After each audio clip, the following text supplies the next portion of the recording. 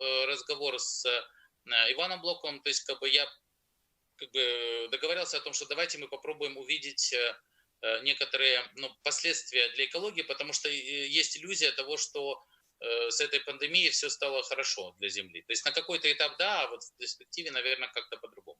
Иван, пожалуйста, вам Спасибо. слово. У меня нет специальной презентации, есть несколько картинок, которые я чуть подальше покажу, но без картинок совсем нехорошо.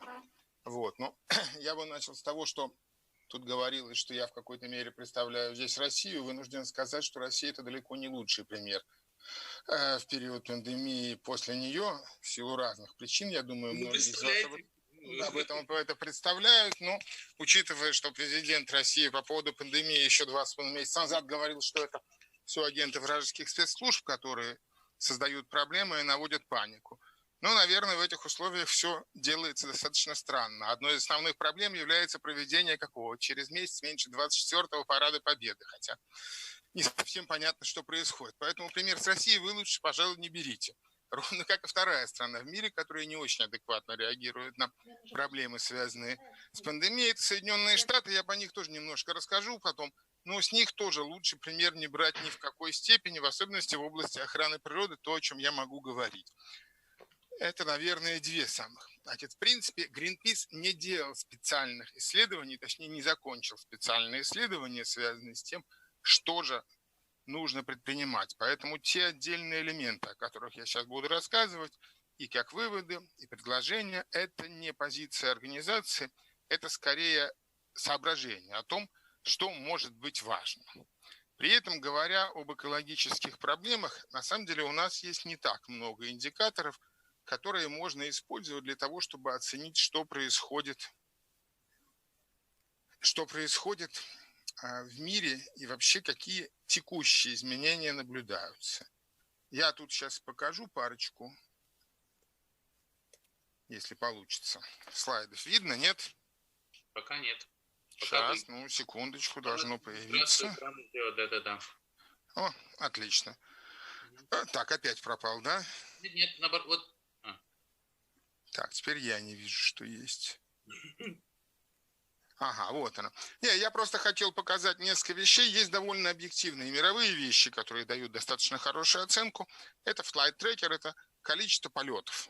Вот если вы посмотрите, количество полетов в мире с момента начала пандемии упало примерно вдвое. Там с 180 тысяч примерно до 100-110 тысяч каждый день. При этом очень интересно. В Алматы падение, в общем, продолжается. В Бишкеке падение тоже.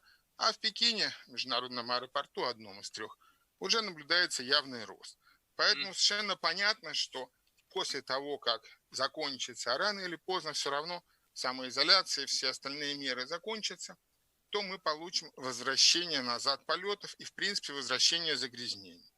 Интересно, что вот в российском городе Красноярске в феврале он вообще занимал первое место в мире по загрязнению. А сейчас, когда люди сидят по домам, нет ни топлива печного, потому что тепло достаточно, нет ни автомашин, тем не менее загрязнение, вызванное промышленностью, это в первую очередь мелкодисперсные частицы и формальдегид, не уменьшилось. Вот одновременно с этим, опять же, говоря про пример России, я могу сказать, что в первом квартале этого года, вот только что данные появились, рост количества случаев высоких и чрезвычайно высоких загрязнений составил 60%. Не то чтобы на этом основании можно делать вывод, но тем не менее можно предположить, что соблюдение технологий стало очень лимитировано, и люди не очень об этом беспокоятся.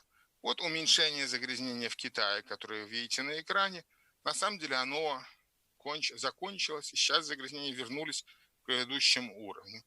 И, наконец, последняя вещь из чисто практических примеров – это рейтинг городов по качеству воздуха. Вот интересно, что сегодня, несколько минут назад, 14-м в этом рейтинге был Ташкент.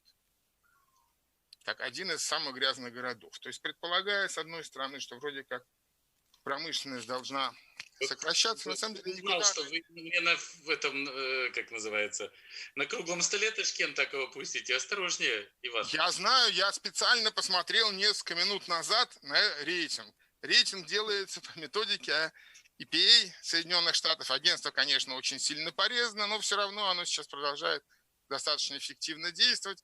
Вот, непосредственно команда, которая собирает данные по городам, изначально была пекинской командой. Вот. Ну и сейчас вот из верхних городов Ташкент стал 14-м. Может быть, сейчас он поднялся чуть выше, чуть ниже, 13 или 15, но факт, что город из региона сейчас там. Я это к тому, что загрязнение от промышленности в реальности падает в очень ограниченной степени.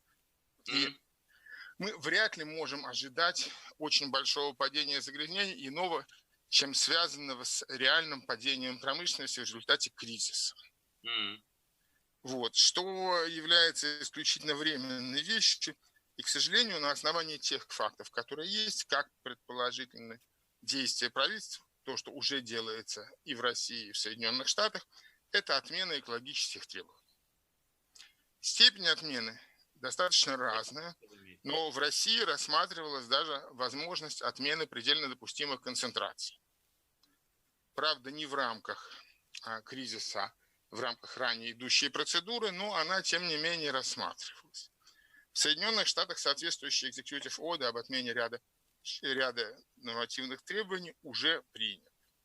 Соответственно, мы можем очень четко предполагать, что многие правительства для того, чтобы восстановить промышленное производство, будут отменять нормативы. И это первое направление действий, которое совершенно необходимо отслеживать и действовать. Это своего рода must вещь. Это то, что абсолютно необходимо. Иначе мы можем получить, я предполагаю, что в наших странах ситуация достаточно, по подходам, достаточно недалека друг от друга. Не то чтобы она одинаковая, но, по крайней мере, есть много похожих вещей в поведении правительства в отношении того, что важнее, экономика или экология. Я думаю, что этого можно ожидать. Вторая вещь, которую тоже можно ожидать, это значительно большие проблемы, связанные с выбросами парниковых газов. Поскольку дешевеющая нефть идет к тому, что конкурентоспособность альтернативной энергетики падает. И это то, что можно ожидать в ближайшее время.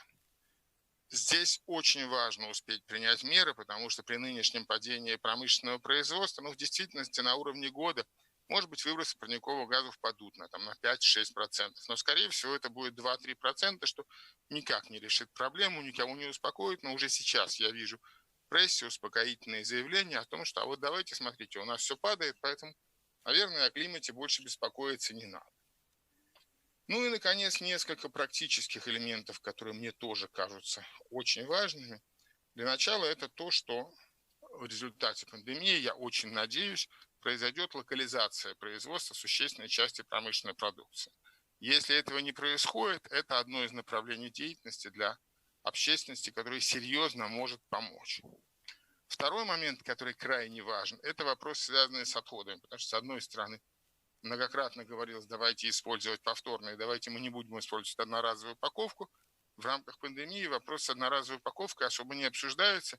И это проблема, которая будет явно требовать решения, потому что в ближайшее время ожидается очень высокий рост производства отходов, который окажет влияние буквально на все. Наконец, из элементов, которые, может быть, не так касаются региона, но тем не менее являются крайне важными, это продолжающийся безумный рост военных расходов, которые вообще-то надо было пускать на что-то другое. Согласитесь, рост на 1, 2, 3%, в общем, в любом случае выше, чем рост ВВП во многих крупных странах мира, ведет к очень нехорошим последствиям. И вместо того, чтобы как 1 час полета истребителя соответствует зарплате медсестры практически в любой стране мира, по данным СИПРИ. Час полета и годовая зарплата медсестры. Медсестер не хватает, а вот истребителей, по-моему, в мире полно.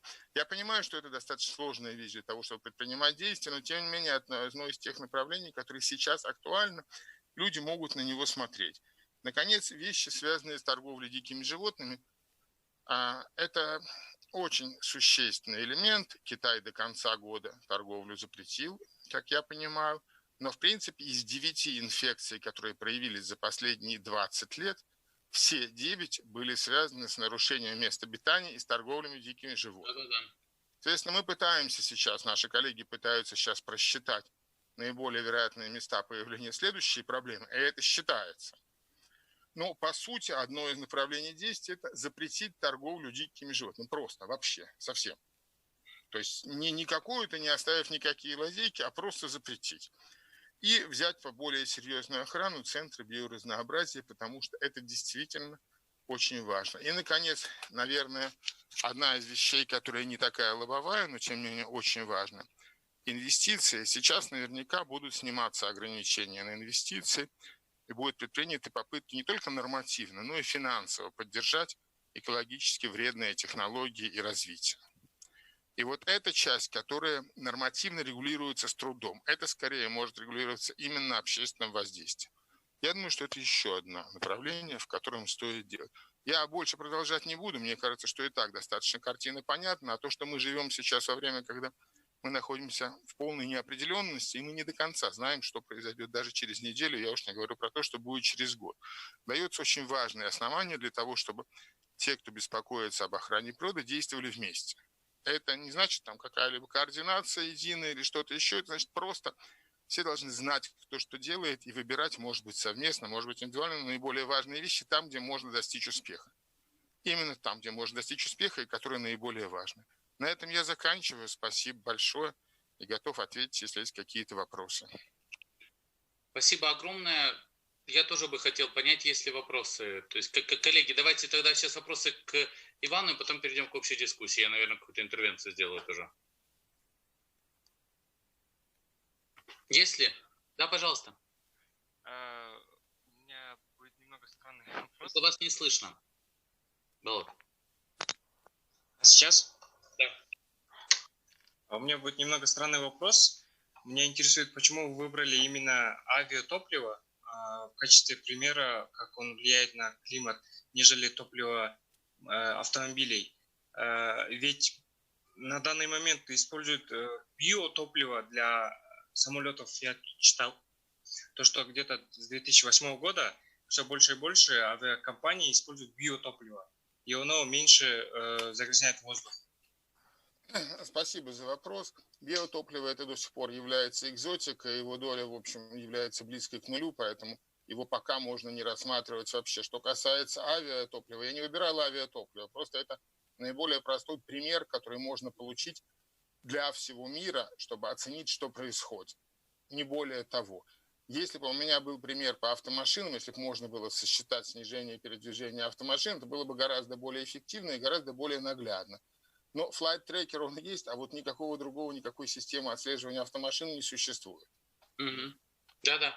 Просто для графика, извините, Болот, вопрос ваш понятен и, на самом деле приемлемый, не странный. Можно я вам скажу честно, то есть все хорошо. То есть, но вопрос в том, что это достаточно показательно, и Иван просто показал. Смотрите, упала, да, но потом возрастет и возрастет еще в разы, может быть, да. То есть, смотрите, здесь смысл такой, что я просто когда разговаривал, и мы думали о чем же рассказать, мы хотели понять, какие тренды, да, то есть и вот это очень трендово, да, то есть потому что все говорят о том, что экологическая ситуация, как-то улучшается, да, то есть, это же временный, понимаете, да, то есть такой а Иван просто показал, как оно, Да, она даже не везде улучшается, опять же, вот по данным, которые у меня есть по Красноярску, мы их регулярно собираем, это один из самых грязных городов России, ситуация не улучшается, и остановка движения автомашин к сильному улучшению не привела.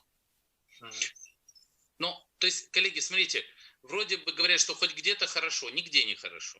То есть, вот это, наверное, самый главный тезис. Нет, есть города, где стало лучше, но оно все вернется. Я говорю, что нельзя сказать, что, я прошу прощения, наверное, я как-то рисковато выражаюсь, наверное, неправильно, что просто искать хорошего в плохом этом коронавирусе тоже, наверное, не стоит. То есть надо понимать, что ситуация кризисная. Мне когда-то очень понравилось слова, извините, такая психолог Петрановская, да, то есть, может, кто-то знает, нет, посмотрите, то есть она говорит, понимаете, проблема, когда вот вас сидят дома, да, то есть, как это называется, карантина, да, то есть вопросы карантина и чрезвычайной ситуации, это не вопрос, когда вы должны делать сверхусилия по социальным параметрам. То есть это на самом деле кризисная ситуация, она плохая, да, и вот о чем нам Зульфия попыталась достаточно успешно показала и говорит о том, что, то есть выучить за это время, что в карантине дети становятся умнее, родители становятся добрее, и так далее, да, мужья и жены сплочаются, это все большая, простите, иллюзия, понимаете, да, то есть вот в этом То есть, и это не повод выучить там английский, французский, киргизский языки, да, там, ну, у кого какая там ситуация, да, а это вопрос проверки в том числе на человеческие качества, на твою разумность и на форматы обережения себя и своих близких, понимаете, да, потому что это в том числе дело каждой семьи. Вот. Ну и также с экологическими вызовами. Поэтому здесь надо понимать, что ситуация сложная, нам надо менять образы, как бы практики жизни, образы жизни, да, в небольших и в больших масштабах. И вот это, наверное, об этом все спикеры, я хотел сказать, лекторы говорили. Ну, Ань, вы хотите задать вопрос, я не сомневаюсь. Да, спасибо большое всем. Думаю, ну почему же, где же? Нет, у меня просто, если честно, очень плохой интернет, поэтому я не все слышу. И если уж я где-то что-то говорю не так, то сразу прошу прощения. Ну, во-первых, спасибо огромное за вот эти мысли, да, которыми сейчас поделились все докладчики. Я хотела бы просто, ну, наверное, обсудить ряд спорных практик, которые, к сожалению, все больше и больше, ну, мы являемся свидетелями, в том числе экологических спорных практик в Кыргызстане. Ну, например, мы сталкиваемся с обработкой улиц, да, с обработкой там деревьев хлорсодержащими веществами, и это только один из элементов. Другая практика, которая, к сожалению, крайне негативно, да, может иметь негативные последствия, это принятие решений за закрытыми дверями. То есть у нас все больше и больше есть примеров, да, когда принимаются решения значимые, в том числе экологически значимые решения, и они принимаются без согласования с общественностью, они принимаются очень тихо, очень узкой группой людей, да, и мы видим, что это тренд, к сожалению, да. Вот у меня вопрос, Иван, к вам по поводу того, как вообще сейчас можно, есть ли какие-то, я не знаю, противодействия, да, такого рода практикам, может быть, сетевые инициативы, может быть, мониторинг, да, который Greenpeace ведет, да, может быть, ответы на то, что делать можно, а что делать ни в коем случае нельзя, потому что попытка, например, наша сказать о том, что нельзя обрабатывать улицы там, хлорсодержащими веществами, это просто глупость, да, она не принесла никаких результатов. Вот. И, собственно, об этом. Да. И второй момент, это сейчас вот масса вопросов, которые сыпятся просто бесконечно, по крайней мере, на голову биома. Это по поводу того, что делать с медицинскими отходами, в частности, перчатками, масками и так далее. И есть ли тоже какие-то такие ясные примеры практик, да, которые были бы и экологически, и санитарно адекватны? Спасибо. Спасибо. Со второй частью вопроса все очень просто. Понятно, что все медицинские отходы надо собирать, и существуют четкие экологически приемлемые практики их ликвидации. Причем это не сжигание. В избежание следующего вопроса никоим образом. Эта проблема решается. Что касается сетевых решений, связанных с действиями правительства, насколько я знаю, единая устоявшаяся система, а что же надо делать, тем более, что страны очень разные, и правительство очень сильно, сотрудничество правительств какое-то время очень сильно снижалось, то я не знаю про такие практики, я знаю про наличие ряда инициатив, связанных с недопущением изменений законодательства. Я, безусловно, уверен, что это инициативы, которые не должны курироваться никакой большой международной общественной организации, будь то Greenpeace, будь то ВВФ или Друзья Земли, это скорее то, что должно осуществляться именно на основании сотрудничества организации, то, о чем я говорил в заключении своего выступления. А по всей вероятности, какое-то время это будет нелегко до тех пор, пока публичные выступления или запрещены, или осложнены сложившейся карантинной ситуации. Потому что для многих стран, в том числе стран нашего региона, это является одним из методов остановить негативные воздействия. Не всегда работают легальные механизмы. В России по большей части механизмы для приостановки такого рода не срабатывают, хотя иногда и происходит. В ряде европейских стран они срабатывают очень хорошо, в ряде они тоже не работают. То есть не надо думать, что в этом плане Евросоюз существенно лучше во всех странах. Это будет не так. А в Соединенных Штатах то, что происходит сейчас, это вообще особая статья. Поэтому там одна из основных задач – предотвратить негативные изменения, которые начались далеко не с пандемии, они начались существенно раньше. Президент стал вводить их, начиная с сокращения агентства по охране окружающей среды, и дальше выпускал некоторые действия, отменяя запреты на бурение, делая ряд совершенно антиэкологических действий. Поэтому единого нет, потому что просто все страны разные. Но вот искать практики наверняка нужно. Так что давайте, может быть, попробуем это сделать вместе. Спасибо большое. Коллеги, Спасибо давайте большое. в формате, то есть, Аня, я надеюсь, что у вас будут еще и выступления, да, то есть, может быть, в формате вопросов тогда кто-то задаст вопросы, и потом мы уже плавно перейдем. Я хотела вопрос задать, Иван. Да, пожалуйста. Иван, да, здравствуйте, очень рада с вами познакомиться, а то только мы читаем И мечтаем, Азума, всегда. А теперь мы видим вживую Greenpeace. Скажите, пожалуйста, вот в России проект экологии осуществляется, да, достаточно хорошо финансируемый. Ожидаете ли какой-то прогресс вот от этого, реализации этого проекта? Потенциал общественных организаций в России, да, достаточно сильный, очень много, общественных палат много. Насколько вы сумеете противостоять вот этим всем угрозам, которые возникли в настоящее время? Спасибо. Во-первых, мне тоже очень приятно познакомиться. Я бы с удовольствием познакомился и вживую. К сожалению, пока это не совсем вживую, а все-таки через Zoom. Но, наверное, к этому на какое-то время придется привыкать. Что касается российских проектов. Ну, во-первых, Общественная палата, ее вообще можно забыть. Она не является никаким образом влияющей на вопросы, связанные с экологией, и не особо в них вмешивается.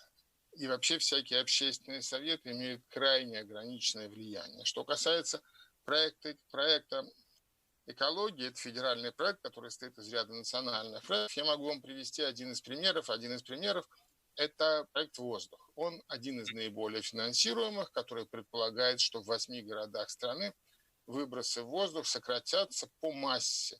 По-моему, на 50% или на 20%. Но это не важно, потому что сокращение выбросов по массе, оно, конечно, замечательно, но, во-первых, оно не имеет никакого отношения к токсичности, а во-вторых, методику в определении выбросов автомашин устанавливает та же самая служба, которая ведет этот проект. У нас это называется Росприроднадзор. Кстати, вот прямо сейчас они как раз пересматривают методику определения выбросов автомашин, и я вам ручаюсь, что независимо от объема выбросов окажется, что через год выбросы автомашин упадут и полностью совпадут с целями проекта. А вот вопрос об отношении граждан, который тоже там был, что 90% должны быть удовлетворены качеством воздуха. Сейчас как раз та же самая служба пытается выкинуть из цели национального проекта. Это одно, что не дается. Поэтому этот проект сейчас приводит к никаким результатам. Его результаты вообще равны нулю. Например, его часть сохранения Волги, ну, вот это достаточно серьезная вещь для страны, она обеспечила, по-моему, 0,02% территории от бассейна Волги, приведенных в порядок. 0,02%. Понятно, что влияние этих 0,02% это просто абсолютный ноль. Вот, если хотите, я готов потом лично рассказать больше про проекты и дать бумаги, но в принципе система не работает. Вообще природоохранная система в России последние 2-3 года вообще находится в коллапсе. Хуже, намного хуже, чем было раньше. Спасибо. Еще, коллеги, вопросы? Здравствуйте, Иван. У меня вот такой вопрос возник. Вы ранее говорили, что вот с Россией и с Америкой лучше не брать пример. А вот есть какие-то вот страны, у тех, которых мы можем брать пример, или даже вот научиться каким-то хорошим вещам, что, я не знаю, вот, чтобы вот этот COVID-19, этот карантин, вот это все, вот, чтобы для нас тоже было вот в будущем, чтобы хорошее было, да? Я не могу сказать, я не мог, меня, естественно, не хватило ни у меня, ни у кого из моих коллег не хватило сил провести общий анализ, но могу сказать, что, к примеру, в Финляндии ситуация с охраной природы в худшую сторону не поменялась. Совсем. Более того, они все равно продолжают четкое направление движения к сокращению выбросов парниковых газов. Я не могу сказать, что во всех остальных областях, но вот в отношении охраны природы в Финляндии все очень даже неплохо. Коллеги, можно я аппроксимирую тренд, который Зуля отметила, Зульфия, да, то есть о том, что если плохо, то с коронавирусом и вот этой пандемией все становится еще хуже. Да, то есть, как бы, если есть гендерный разрыв, то он становится больше. То есть страны, которые так или иначе двигались в сторону экологической стабилизации, видимо, в этом тренде остаются. Я правильно понимаю, Иван? Ну, вот, если понимать правильно. Наверное, да, хотя, опять же, в тех же Соединенных Штатах это скачкообразный процесс, там не было постоянного тренда ни в ту, ни в другую сторону, это зависело от того, кто победил на выборах. Да. Ну, я просто говорю, что страны Европы все равно стабильно, мы говорим, они там про Китай, Советский Союз, извините, ну, Россию в этом смысле, но я просто имел в виду постсоветские страны, например, Китай и Соединенные Штаты, это постоянная вот волнообразные, да, то есть как бы штуки, то есть то в одну, то в другую сторону, я в этом смысле говорю, да, то есть, а вот также мы можем такими большими мазками сказать, Иван? Все гораздо более сложно, потому что в том же Китае, после того, как возникли, ну, я так понимаю, что началось это все-таки пекинского загрязнения, то в том же Китае были приняты в рамках 5-летнего плана достаточно жесткие, очень неплохие цели. Будет ли их реализация связана, будет ли она такая же, как когда-то была в Советском Союзе, сказать сложно, потому что в Китае сейчас обстановка экономическая сложная. Я так понимаю, что цели по ВВП они отменили на ближайший год. Просто потому что, наверное, это невозможно. Вот. В Штатах ситуация очень сильно зависит от, действительно, от президентской власти. Выборы ожидаются в этом году. Мы не, ну что, кто может сказать, какой будет результат выборов. То есть я бы был очень аккуратен, говоря про то, что на постсоветском пространстве происходят какие-то единообразные действия. Они везде разные, и в каждом случае специфика крайне серьезная. Поэтому, наверное, можно говорить о том, что у нас есть некое единое, однотипное отношение у наших властей к охране природы. Наверное, это будет близко к справедливому. Но на этом все и должно заканчиваться. Спасибо.